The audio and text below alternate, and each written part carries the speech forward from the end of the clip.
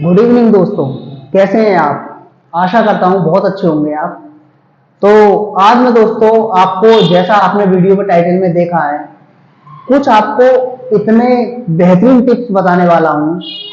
जैसा हमारा UP police constable की भर्ती आ चुकी है, निकल चुकी है, और इसका हम बहुत ही बेसब्री से काफी समय से इंतजार कर रहे थे, और समय के चलते आज वो समय आ गया है कि हमारी वैकेंसी ऑनलाइन अप्लाई होना स्टार्ट हो गई है। तो इसी विषय में चर्चा करेंगे। और मैं आपको सबसे पहले मैं आपसे बताना चाहता हूं कि जैसा मैंने बताया है कि आज मैं आपको वो टिप्स बताने वाला हूं कि अगर आप पूरा वीडियो देख लेते हैं तो आपका स्टेप बाय स्टेप पूरी बात समझ में आ जाती है। यूट्यूब पर बहुत सारी वीडियो चल रही हैं, अवेलेबल भी हैं, आपको बहुत सारी वीडियो मिल जाएंगी कि आपको क्या करना है, कैसा करना है। लेकिन मैं आपको अपने एक्सपीरियंस के अकॉर्डिंग जो गाइडेंस करने जा रहा हूं, अगर आपको समझ में आता है कि मैंने सही बोला है, सही बताया है, तो मैं आप लोगों से गुजारिश करूंगा कि अगर आपको पसंद आए तभी आप मेरे चैनल को सब्सक्राइब और लाइक करिएगा, अन्यथा आप मेरे वीडियो को छोड़कर जा भी सकते हैं। तो मैं देखिए आपको इतनी बारीकी से समझाने वाला हूं कि आखिर हमको किस तरह से एग्जाम क्वालिफाई करना होगा।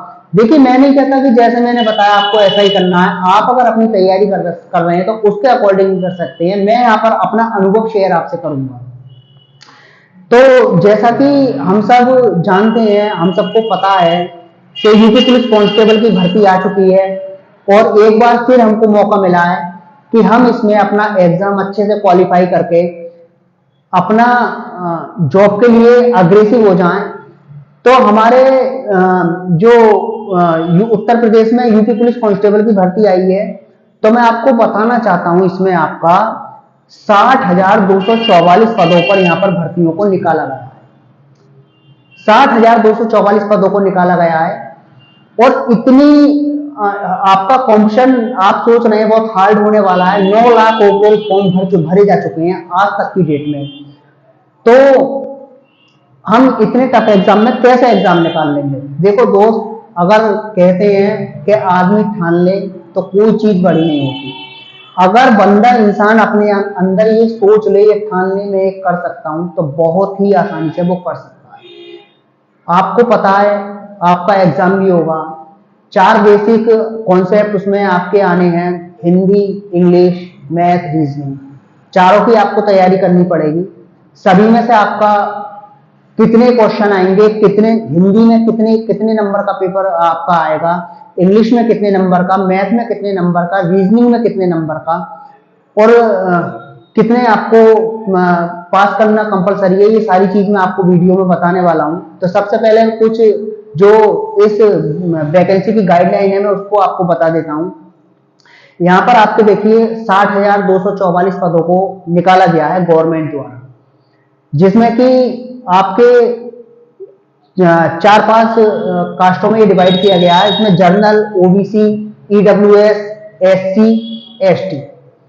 यहां पर आप जर्नल की अगर मैं बात करूं तो जर्नल में 24,102 पदों पर भर्ती को निकाला गया है, और यहां पर अगर मैं ओबीसी की बात करूं तो 16,264 पदों को यहां पर निकाला गया है।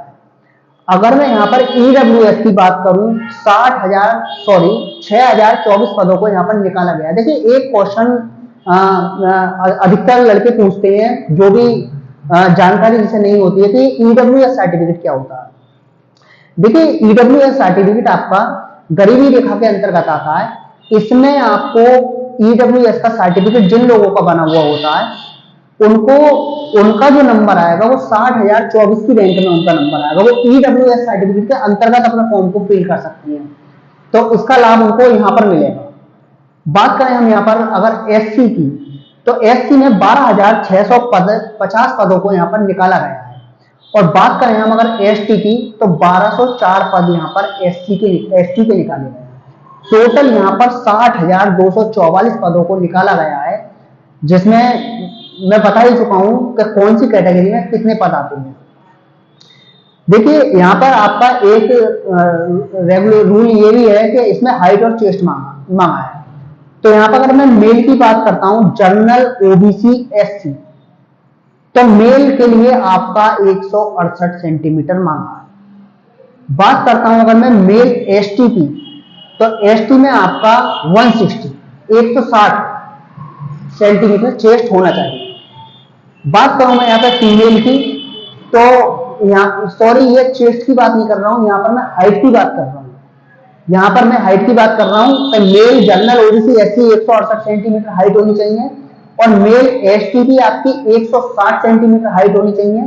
फीमेल जनरल ओबीसी की 152 सेंटीमीटर हाइट होनी चाहिए और फीमेल एसटी की यहाँ पर 140 सेंटीमीटर हाइट होनी चाहिए। 143 थोड़ा डाउट है इसमें, शायद 140-43, वो मैं अभी क्लियर कर दूंगा आपको। डेस्कटॉप कंप्यूटर पे ले चलता हूँ, उसमें जितनी होगी मैं आपको अभी बता देता हूँ। अब बात करते हैं यहाँ पर चेस्ट कितना मांगा। तो देखिए चेस्ट आपका जो मेल जनरल ओबीसी एससी की हम बात करते हैं तो इनका 79 से 84 के बिटवीन होना चाहिए। अगर यहाँ पर हम मेल एसटी की बात करते हैं तो 77 से 82 के बिटवीन होना चाहिए। यहाँ पर फीमेल के लिए ना है, बिल्कुल इनके लिए कुछ नहीं मांगा है। यहां पर अगर हम दौड़ की बात करें तो किसको कितनी दौड़ निकालनी है, तो यहां पर देखिए मेल में अगर मैं बात करूं, जिसमें मेल में आपके सभी आ जाते हैं जनरल ओबीसी एससी, इनको 4.8 किलोमीटर की दौड़ 25 मिनट में पूरी करनी होती है। 4.8 किलोमीटर, 5 किलोमीटर से थोड़ा सा कम हो जाता है, ये 200 मीटर कम। यहां पर 25 मिनट में पूरी करनी होती है। अगर मैं यहां पर फीमेल की बात करता हूं तो 2.4 किलोमीटर इनको 14 मिनट में पूरी करनी होती है। यहां पे इनका दौड़ का क्राइटेरिया आ जाता है। अभी मैं बात करता हूं एज कितनी मांगी है, तो आपकी एज 18 से 25 के बीच होनी चाहिए मेल की अगर मैं बात करूं तो। और अगर मैं फीमेल की बात करूं तो फीमेल के लिए और 3 साल की इसमें छूट दी गई है। फीमेल की एज 28 तक यहां पर चल जाएगी। तो यहां पर मैंने आपको इसका टोटल रूल्स रेगुलेशन बता दिया है कि आपका कितनी उम्र होनी चाहिए, कितनी एज होनी चाहिए, जनरल में कितनी वैकेंसी, ओबीसी में कितनी वैकेंसी, ईडब्ल्यूएस में, एससी एसटी का मैं आपको यहां पर बता चुका हूं। अब जो हमारा मेन टॉपिक है, हम उस टॉपिक पर आ जाते हैं। देखिए हमारा मेन टॉपिक आता है कि किस तरह से हम पेपर को निकाल सकते हैं। तो वो पेपर निकालने के लिए आप भी जानते हैं इस बात को, पेपर निकालने का कोई भी मूल मंत्र नहीं होता है। पेपर निकालने की आपकी जो तैयारी होती है, उस तैयारी के अकॉर्डिंग आप पेपर निकाल सकते हैं। लेकिन तैयारी में आप ये थोड़ी ना आपने एसएससी की बुक ले ली, जिंदल की बुक ले ली, बहुत सारी बुकें ले ली, इतनी सारी बुक ले ली और सबको पढ़ा चले जा रहे हैं, पढ़े चले जा रहे हैं, दिमाग में बिल्कुल आपके गिटार बज गए। अभी ये समझ नहीं आ रहा, 15 दिन से पढ़ते पढ़ते एक बुक का चैप्टर खत्म कर दिया, 10 चैप्टर खत्म कर दिया, सेकंड बुक आपके हाथ में आ गई, उसका चैप्टर ले लिया, वो खिचड़ी बन गई, मिक्सिंग हो गई सारी। ऐसा भी नहीं करना। आप पढ़िए जो बुक पढ़े, आपको समझ आता है तो मैं सबसे पहले आपको जो गाइड करूंगा यहाँ पर, सबसे पहले आप देखिए यहाँ पर आपके 4 टॉपिक मैंने आपको बता चुका हूं, Hindi, English, math, reasoning. Hindi, English, math, reasoning आपको सबसे अच्छा, सबसे बेटर, सबसे बेहतर जिसे आप समझ सकते हैं, जो आपसे चैप्टर आता है, चाहे आप हिंदी में फास्ट समझते हैं, चाहे आप मैथ में फास्ट समझते हैं, चाहे आप इंग्लिश आपकी अच्छी है या आप रीजनिंग आप बहुत अच्छा करते हैं, आप सबसे पहले उस सब्जेक्ट को पकड़िए, सबसे पहले उसका रिवाइज करिए। उसमें अभी मैं आपको बताऊंगा हिंदी में आपके कितने क्वेश्चन आते हैं, इंग्लिश में कितने इसमें आने हैं, मैथ में कितने आने हैं, रीजनिंग में कितने आने हैं। सबसे पहले आप उसको देखिए, आपके लिए इजी सब्जेक्ट कौन सा है, आपका जो फोकस होना चाहिए इजी सब्जेक्ट पर होना चाहिए। जब आप इजी सब्जेक्ट को पकड़ लेते हैं, देखिए इसका बहुत लंबा टाइम नहीं होता, आप केवल 2 महीने भी, अगर जो मैं आपको टाइम बताने वाला हूं उस टाइम के अकॉर्डिंग अगर 2 महीने भी आप अच्छे से तैयारी कर लेते हैं, आप पहले से तैयारी कर रहे हैं तो बहुत अच्छी बात है, कंटिन्यू चल रही है उससे भी अच्छी बात है। लेकिन मैं उन बंदों की यहां पर बात कर रहा हूं जो कि अभी पुलिस का फॉर्म डालने के बाद ये सोच रहे हैं कि अब हमको तैयारी भी करनी है इसकी, तो उनके लिए मैं मोटे मोटे टिप्स बताऊंगा। आप 2 महीने तैयारी किस तरीके से 2 महीने में तैयारी करके आप एग्जाम को निकाल सकते हैं। तो खासतौर से उन बंदों के लिए मैं बताना चाहता हूं, हिंदी, इंग्लिश, मैथ, रीजनिंग में जो सबसे इजी सब्जेक्ट आपको लग रहा है, सबसे पहले आप उस सब्जेक्ट को पकड़ लीजिए।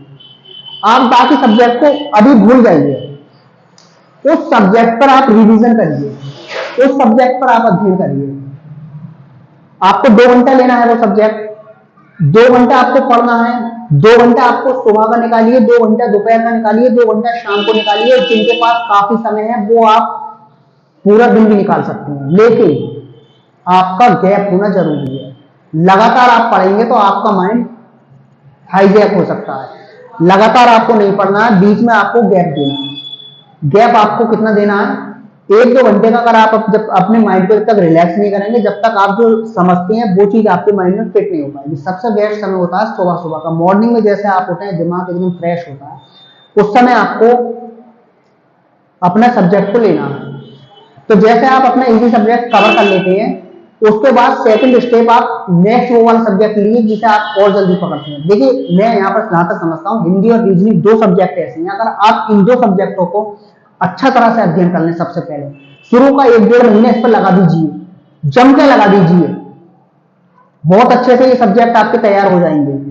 उसके बाद में आप इंग्लिश या मैथ में से एक सब्जेक्ट उठा लीजिए, जो भी आपको लगता है कि मैं इसे अच्छे से निकाल सकता हूं। आप दोनों में से एक सब्जेक्ट को निकालिए, आप बहुत आसानी से ये पेपर निकाल सकते हैं। मैं आपको एक बात और बताना चाहता हूं यहां पर।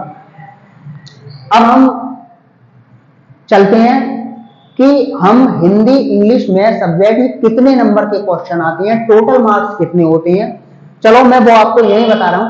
आपका 300 नंबर का एग्जाम होना है, 300 नंबर का एग्जाम होना है, 150 क्वेश्चन आपके इसमें आएंगे। 150 क्वेश्चन आपके यहाँ पर टोटल आपके 150 क्वेश्चन आने हैं। एक क्वेश्चन आपका 2 नंबर का होगा, जिसमें 0.5 नंबर की निगेटिव मार्किंग भी है। 0.5 का मतलब आप समझ सकते हैं, यानी कि 1 नंबर 2 नंबर का एक क्वेश्चन है। आपने 2 क्वेश्चन अगर सही कर दिए और तीसरा क्वेश्चन आपने गलत कर दिया, तो 2 क्वेश्चनों के आपके कितने 4 नंबर हो जाते हैं, जिसमें कि 0.5 आपका माइनस हो जाएगा, तो आपका 3.5 नंबर बचेगा। अब मैं यहां पर बात करता हूं कि हिंदी, इंग्लिश, मैथ, रीजनिंग चारों का कितने कितने नंबर के क्वेश्चन आएंगे। तो हम चलते हैं सीधे अपने डेस्कटॉप पर, और डेस्कटॉप पर मैं आपको अच्छे से समझाता हूं कि कौन सा सब्जेक्ट हमारा कितने नंबर का आएगा और किस तरह से हमको इसको रेगुलरली रेडी करना। तो जैसे दोस्तों यहाँ पर हम देख रहे हैं कि यहाँ पर हमें 4 हिंदी, जीके, मैथ और रीजनिंग, यहाँ पर हमको 4 सब्जेक्ट दिखाई दे रहे हैं। चारों सब्जेक्टों में से ही आपका पूरा यहाँ पर क्वेश्चन पेपर आने वाला है। तो मैं आपको यहाँ पर बताऊँगा कि कितने प्रश्न आएंगे, कितने चैप्टर के से आएंगे और कितने मार्क्स आपको मिलने हैं। जैसा आप हिंदी में 37 प्रश्न आपके आने हैं, जीके में 38 आने हैं, मैथ में आपके 19 क्वेश्चन आने हैं, और यहाँ पर जो लास्ट आपका रीजनिंग बचता है, रीजनिंग में आपके यहाँ पर 56 क्वेश्चन आने हैं। तो आप जैसे देख रहे हैं कि चारों सब्जेक्टों में अलग अलग हैं, लेकिन ये मैं आपको बताना चाहता हूँ, ये मैं आपको ऑप्शनल बता रहा हूँ। यहाँ पर 1 से 2 क्वेश्चन आगे या पीछे भी हो सकते हैं। जैसे मान लीजिए 37 हिंदी के क्वेश्चन हैं, तो 38 भी हो सकते हैं या 35 भी हो सकते हैं। जीके के भी 1-2 आगे पीछे, लेकिन लगभग इससे ज़्यादा नहीं हो पाएगा। बात करते हैं यहाँ पर हम चैप्टर की। तो यहाँ पर हिंदी में आपका 28 चैप्टर से 28 चैप्टर तक आना होता है सब कुछ। लेकिन देखो जीके में जो आएगा, यहाँ पर कई सारे सब्जेक्टों से यहाँ से लिया गया है। यहाँ से आपका जियोग्राफी और हिस्ट्री, यहाँ पर सारे सब्जेक्टों को मिलाकर यहाँ पर जीके को तैयार किया गया, और इससे अलग और भी यूपी से अलग जो भी क्वेश्चन होते हैं, तो जीके में आपका सब कुछ यहाँ पर आना होता है। बात करें हम मैथ की, तो 16 से 20 के बीच में आपका चैप्टर 16 से 20 के बीच में आपके यहाँ पर मैथ में आना होता है। बात करें रीजनिंग की, रीजनिंग में यहाँ पे 46 चैप्टर तक आपका आना होता है। देखिए, रीजनिंग बहुत इजी है अगर आप इसको थोड़ा अच्छे से अगर तैयार कर लेते हैं, और हिंदी भी इजी है।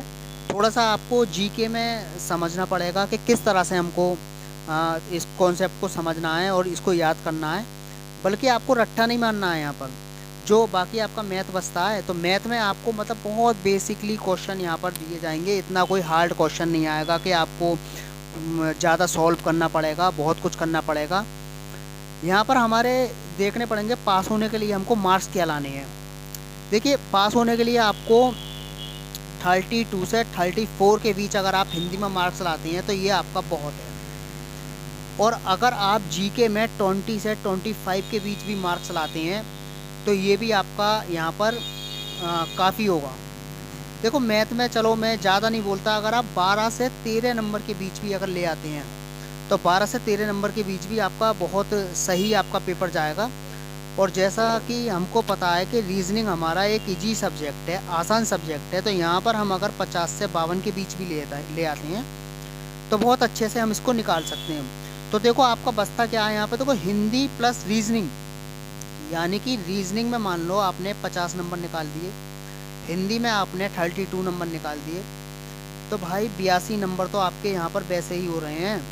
टोटल मैंने आपको बताया है 300 नंबर का ये आपका टोटल एग्ज़ाम होना है, जिसमें कि आपको 150 क्वेश्चन आनी है। एक क्वेश्चन के आपको 2 नंबर यहाँ पर मिलने हैं, तो टोटल आपको 300 नंबरों का यहाँ पर एग्ज़ाम है। तो देखो आप यहाँ के 80-82 नंबर तो बहुत नॉर्मली आपके यहाँ पर जीके और हिंदी से ही बन जाते हैं। और उसके बाद में मैंने बताया यहाँ पर इस बार निगेटिव मार्किंग भी रखी गई है, 0.5 नंबर की आपकी निगेटिव मार्किंग है, जिसमें कि अगर आपके मान लीजिए 2 क्वेश्चन गलत हो जाते हैं तो 0.5 नंबर काट दिया जाएगा। चलो मैं इन्हें ऐड करके देखता हूँ कि ऐड करने के बाद कितना बनता है। यहाँ मैंने चलो 32 हिंदी के जोड़ लिए, जीके के 20 जोड़ लिए, मैथ के आपके 12 जोड़ लिए और रीजनिंग के आपके 50, तो देखो 140, 114 नंबर आपका बहुत बेसिकली यहाँ पर थ्योरी से आप ले आ सकते हैं। अगर आप देखो बहुत मैं मिनिमम यहाँ पर मार्क्स बता कर चल रहा हूँ। चलिए आगे आने वाले समय में आपको